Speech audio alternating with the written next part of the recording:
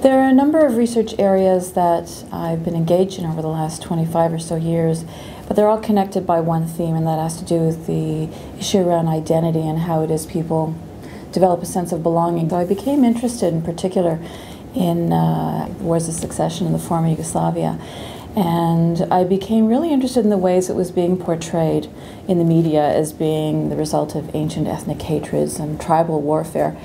and began to examine the responses of people and the reactions of Croatians actually in Toronto, because it began to focus on the Croatian diaspora. So I actually had students come to me and say, I need to go home and fight for the homeland. And I thought, you've never been to the homeland, and you were born in Canada, you're second, third generation Croatian. What is actually motivating your desire to connect with this homeland and to go and perhaps even potentially lay down your life? So I began to spend a lot of time with the Croatian community here in Toronto during the war, which was a very difficult time for them,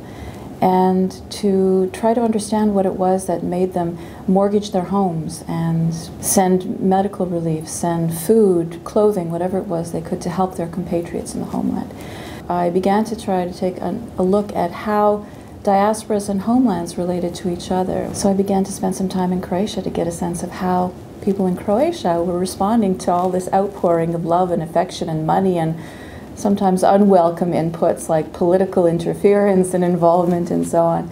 And began to see that there's a really strong, albeit sometimes not so positive, connection between the efforts of those who are in a diaspora and those in a homeland. The criticisms of those who have a certain nostalgia, what they call in former Yugoslavia a Yugo-nostalgia,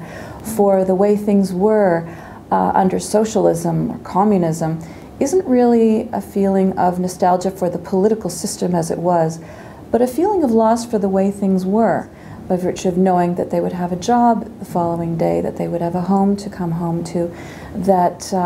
the price of coffee is what it was before, that the kinds of ways in which they enjoyed their lives, going to the coast, coming together and having a coffee and a promenade, was something you did on a day-to-day basis. So it's not these profound political kinds of changes that they're missing. Really what they want is just to be able to live their lives day to day, and that's constantly changing for them. So that kind of continuity